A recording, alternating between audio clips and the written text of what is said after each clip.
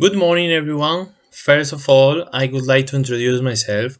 As you already know, I am Guillermo Sev, a student of the master's degree in teacher training at the Universidad Europea del Atlántico. I am here today to present my thesis, which I have written on the importance of culture and its introduction in the classroom. It is a didactic proposal that will bring English culture closer to the fourth grade students' classrooms, which is why it has been decided to call it the introduction of the English culture in the classroom. This presentation will follow the following structure. To begin with, the introduction of the dissertation and the justification of the chosen topic will be carried out, in which some objectives will also be explained. In the second place, it will continue with the theoretical framework. The didactic unit is based on a number of theories specified in this section. Subsequently, the didactic proposal will be introduced. This will be the part where most of the work will be done in depth. It will start by describing the group of the students, creative process, and the materials used, and it will continue with other aspects such as objectives, methodologies, evaluation, or the most important aspects of the sessions, among others. Okay. Finally, the conclusions will be carried out. Now it is the turn of the introduction and the justification of the chosen topic. Moving on to this first aspect, why has this topic been chosen?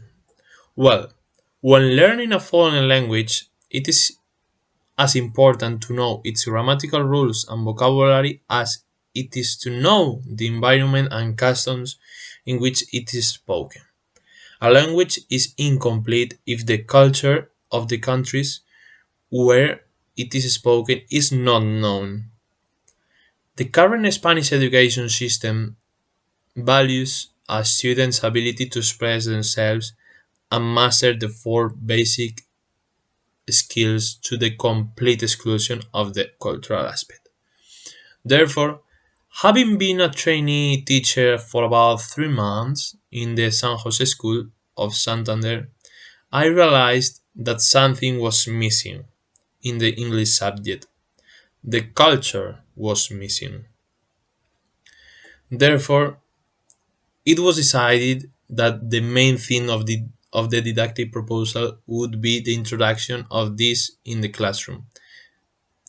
As for the country of focus, it was decided to focus on England as it is the English speaking country that most students had visited, so it was assumed to be the most accessible to visit. Therefore, a didactic proposal has been established, in which whenever basic skills are practiced, culture is always present. Therefore, the general objective of this dissertation is to demonstrate the importance of culture, in this case that of England, in the teaching of English as a foreign language. In terms of specific objectives, the following four will be discussed in more detail through this presentation. First objective will be to increase and encourage the learning of English culture through cooperative or autonomous work in the classroom. The second one is the development of ICTs to enable pupils to learn about cultural aspects of England. Students will learn by playing or practicing with digital applications like Kahoot, Bamboozle, or PowerPoint in order to do their final project. Another objective will be to improve the teaching process by developing the English culture while practicing the four basic skills. And the last one is to get pupils interested in English culture. As it can be seen, English culture will be present in the classroom at all times in this didactic proposal. Moving on to the next section, throughout the theoretical framework, it delves into the culture both at general level or in the field of education. It is difficult to achieve a clear and common definition of this term of culture, as culture is constantly changing as the society that forms it. In addition, it should be mentioned that culture has some similar characteristics to languages in that both have symbols as both enable communication and relations between members of a society. They also tend to constantly evolve as they depend on both human and natural factors. And the last characteristic that must be highlighted is that both need to be learned. No one is born with the culture or language learned. Both are acquired through other people. The last aspect to be mentioned in the theoretical framework will be culture in the field of education. The current teaching system does not focus on culture, but on the development of the different skills that the students are able to develop in a real context. However, as well as learning these skills, learners must also learn and understand the culture of the language they are learning. And this is learned by living it, either in class or out of class, or by learning the traditions or customs of each place where that culture is developed. To start talking about the presentation of the didactic unit, the target group of students will be briefly described. For the purpose of the didactic unit, the fourth big group of San Jose was chosen because it is a diverse group with 5 different nationalities, and in this way, they have the option to share their different cultures in class or out of class. Despite this, they all speak perfect Spanish. However, academically, they not all have the same level of English because in their countries of origin, the level of teaching was different. Moreover, they are very motivated to learn English as they see it as an opportunity for their professional and culture future. Most of them are very participative if the activity requires it. They also respect solidarity and kindness towards each other. In addition, there is one girl who has a side problem, and the solution has been to place her in the front row of the class.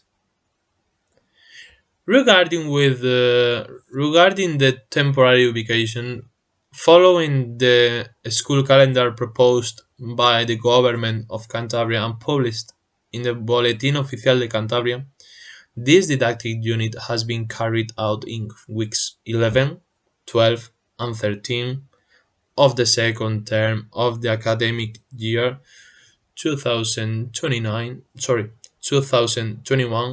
2022. As for the creative process, during the internship period, about 3 weeks were spent getting to know the students and observing the students' book. The book did not make much reference to culture, as we have seen in the theoretical framework, culture must be linked to language learning, in this case, English. Therefore, introducing culture in the classroom alongside basic skills has been a long and motivating process with innovative and motivating activities so that the students are always in contact with English culture as well as the target language. It was decided to focus on culture, as previously mentioned, for economic and distance reasons. Students have more opportunities to visit England than, for example, the United States or India.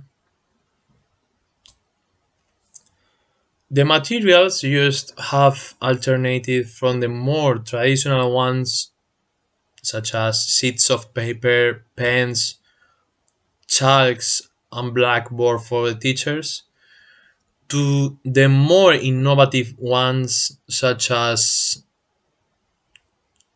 the previous mentioned applications like Kahoot, Bamboozle, or other ICTs tools like PowerPoint or Prezi to create and to develop their final job. What are the objectives of this proposal?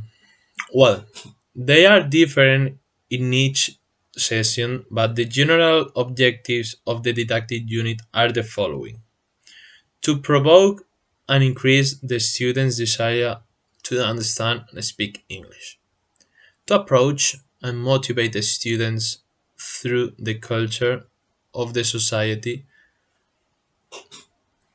in this case, English society, to introduce and provide content about the history and culture of England to students, and the last one, to identify, to research, and to analyze information about cities in England and their cultures and traditions. Well, as for the sessions, all of them have been scheduled in a time more or less of 15 minutes and have taken place in the second term of this academic year. Sorry, sorry. The proposed level was A2 B1 level according to the CEFR, as not all students have the same level, as mentioned before. In most of the sessions, there is a relationship with other subjects, including geography or history, for example. In terms of content, it has worked on the four basic skills and the culture of England. In each of the first four sessions, one or more basic skills are worked on. For example, in the first session, reading is worked. In the second one, grammar through reported speech is worked. All of them, all of the sessions are linked to the culture of Finland. For example, the first session will consist of identify the differences between England, Great Britain, and United Kingdom, and learning about some myths or legends that have taken place in England. However, in the remaining seasons, from the 5th to the 8th, all the basic skills are practiced, as the students must research in order to develop the final project, to become tour guides in an English city, in which they must learn about the historical and cultural aspects of the city. In the last session, students must present a written script of what they are going to say through the presentation and must present their work in front of the class. The evaluation, as we can see in the screen, will consist of three sections, three different percentages, which are 60, 50% of the mark will be obtained from the presentation made by the students. The 25% will be 25th, 25% will be obtained by the script, and the 15% of the mark will be obtained by the feedback from the other classmates. In the different sessions, different types of methodology have been used.